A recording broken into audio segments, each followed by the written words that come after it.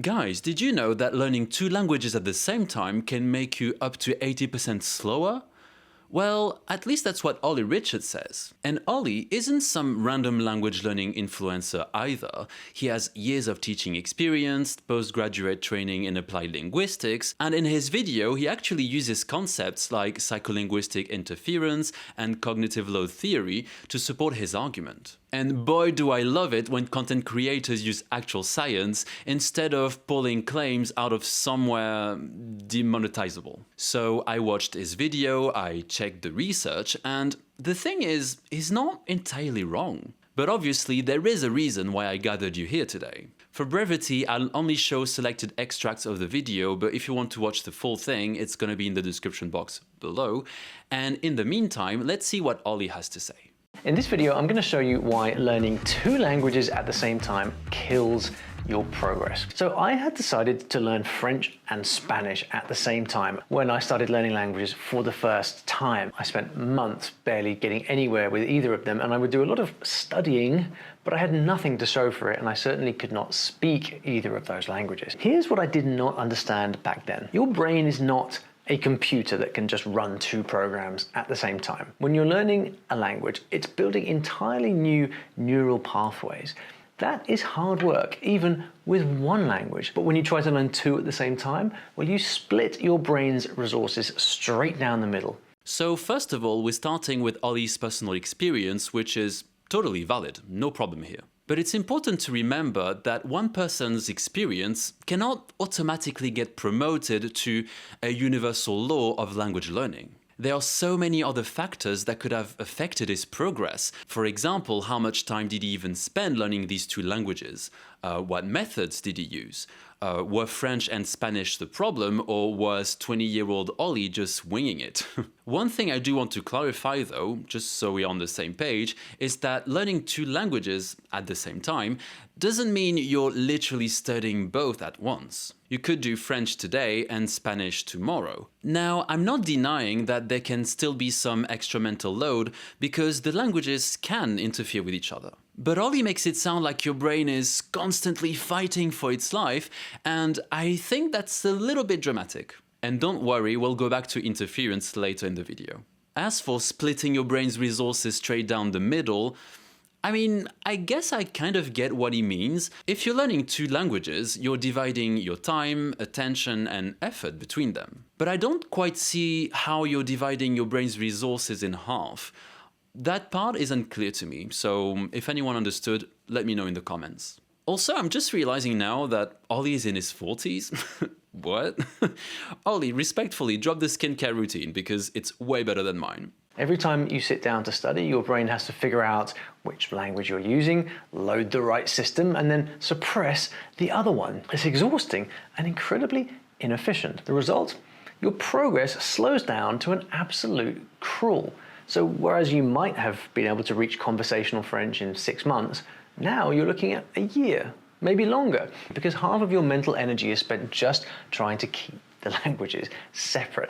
Okay, again, I think Olly is making reality sound a little more dramatic than it actually is. Yes, managing 2 languages can take some extra mental effort, especially when they interfere with each other.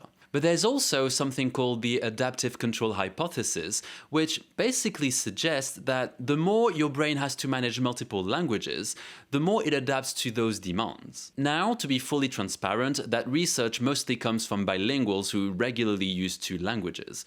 You know, some of us like to play life on bilingual difficulty. So it's not exactly the same as being a beginner in 2 languages, but, and to be completely honest, I'm speculating, I suspect that some of that adaptation could happen here too. Either way, I'm not really convinced that the extra effort necessarily means your brain is basically exhausted and the whole thing becomes incredibly inefficient. And as for taking a year to make the progress you could have made in 6 months, well, yeah, if you split your study time between 2 languages, of course each one is probably going to progress more slowly. Nothing too surprising here. But whether there's some huge additional cognitive penalty on top of that is much less clear. If you want to actually get good at a language, you have to give that language your full attention. Splitting your brain slows everything down. But here's what really got me. It's not just that progress is slower when you learn two languages at once. You actually get worse at each individual language. So let me explain. When I was juggling French and Spanish together, I noticed some weird things happening. So I would be talking to my teacher in French, or at least trying to speak in French, and suddenly a Spanish word would pop out of my mouth, not because I meant to say it, but my brain just grabbed the wrong file. The two languages were bleeding into each other, and sometimes I sounded quite ridiculous. I agree that if you want to get good at a language, you need to give it proper attention. But I don't think that automatically means you can only focus on one at a time. Some people might have enough time and energy to seriously work on two, while others won't. I think that's going to depend a lot on your individual situation. As for interference, yes, it's real. You might accidentally use a Spanish word while speaking French and vice versa, but I think saying that means you're getting worse at both languages is a little harmful, to be honest. I researched code switching and interference quite a lot during my masters, so please allow my degree to finally get some screen time. First of all, let me make it very clear, interference is a normal part of bilingual language use. You can't really avoid it completely, but over time you can get better at managing it. So this idea that mixing languages means something is going wrong, I don't know. That framing feels a little outdated to me. Historically, language mixing was often treated as evidence of deficiency or confusion, whereas modern research has moved away from these beliefs to something much less extreme. I'm not saying this is exactly what Olly is arguing here, obviously I don't think he would be that bold, but regardless, it's very important for me to reiterate that interference isn't and has never been a sign of speaking a language badly. And that's just mild interference. Some of it could be quite brutal or downright disorientating, like the classic false friends, two words that look almost identical between languages, but they actually mean completely different things. Take quitter in French, for example, meaning to leave, whereas quitar in Spanish is to remove something. Like, you've got to remember which is which in which language, and because you are just getting used to these words in both languages, it can be really hard to remember which is which. I kind of see what he means here. False friends can absolutely be confusing, but they are also just a normal part of language learning. You can bump into false friends whether you're learning one or two languages at the same time, or even between two languages you already know. So it's not really a problem that's specific to learning two languages at once. False friends, sadly, don't discriminate. And weirdly enough, once a false friend has betrayed me once, I usually remember the bastard. When you speak a language, you have to activate that whole system, the sounds, the meanings, the grammar, and suppress every other language you know. And that's what the psycholinguistic research says. But when you're learning two languages at once, you're doing all the switching constantly. Activate one, suppress the other, then swap again the next day. Man, it's tiring. Your brain starts creating this weird hybrid language in your head, and neither version sounds right. You think you're being efficient, but what you're actually doing is teaching yourself to speak both languages badly. And that's why learning two languages doesn't just slow you down by 50%, it slows you down more like by 75 or 80%. Right, so this is where he starts overselling the science a bit. He's right that your brain has to manage competition from the other languages you know, but they don't simply get switched off whenever you speak one of them. Otherwise, there wouldn't be much interference to manage in the first place. And the whole activate one, suppress the other, switch again framing just makes it sound like proper cardio for your brain. I mean, it do be feeling like this sometimes, truly. However, I don't really see why this suddenly becomes a disaster just because you're learning two languages.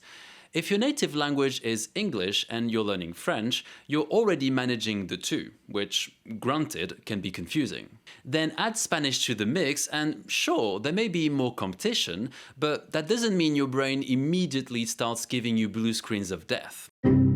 And saying you're teaching yourself to speak both languages badly is a very strong claim. As I've said, interference is not a sign of damaged languages. But the way he phrases it makes it sound like, an established scientific conclusion when it's very much not. And finally, we get to 75 or 80% slower, but where did that number come from? Because I genuinely cannot find any research supporting it.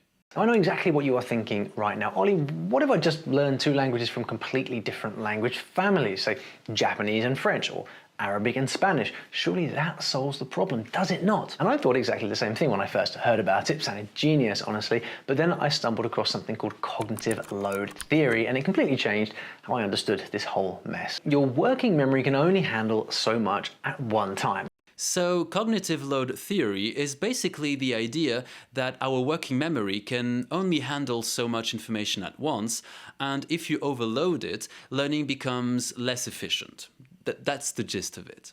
But I'm not really sure how that applies here. If I study French today and Japanese tomorrow, those are two separate learning sessions. It's true that the languages can remain active in the background and interfere with each other, but that's not the same thing as my working memory having to actively process both languages at once. Unless, of course, there's some linguistic conspiracy nobody's told me about. So, could managing multiple languages create some additional mental effort? Sure, but I think Olly is taking cognitive load theory and stretching it quite a bit to explain something it wasn't really designed to explain. And even if they don't overlap at all, like Japanese and French, your brain still has to switch between them constantly. Load one system, unload the other, keep track of what belongs to which. All that switching absolutely tanks your ability to learn. Again, I think we're jumping from a real phenomenon to a much bigger conclusion. Language switching can have a measurable cognitive cost, yes. In laboratory experiments, people are often slightly slower when they have to switch from one language to another. But here's the important part. Those experiments usually involve people switching languages from one trial to the next, sometimes within seconds. That is very different from studying French today and Japanese tomorrow. And I genuinely couldn't find evidence that this kind of switching absolutely tanks your ability to learn. In fact, some studies find that switching costs can decrease with practice or even disappear under certain conditions. So yes, switching can cost you a little processing effort, but thanks your ability to learn, I think we've left the research behind at that point. So, to conclude, I think the biggest issue here is certainty. The research gives us some useful clues. Interference is real, managing multiple languages can take extra effort, and the brain can adapt to some of those demands. But when it comes to people deliberately learning two new languages at the same time, we still don't have the full picture. So I don't think the science really supports very confident claims about exactly how much slower you'll become or whether you should avoid it altogether. And honestly, that's why fact-checking matters. I've had moments myself where I thought the research supported something I wanted to say, and then I looked into it properly and realized I was either wrong or the evidence wasn't strong enough. And as someone with a master's in linguistics who also teaches, I take this very seriously. If I present something as scientific fact, my credibility is on the line. And I think the bigger takeaway is don't just believe someone because they sound knowledgeable. And that includes me. That's why I try to link the research I use in the description so you can check the evidence for yourself. Because, trust me, I have a degree is not peer review, sadly. Anyway, if you've watched the video until the end, first of all, thank you very much. And for the algorithm, please comment with a confused face emoji. 'Cause why not? Alright, I will see you in the next one. Bye bye.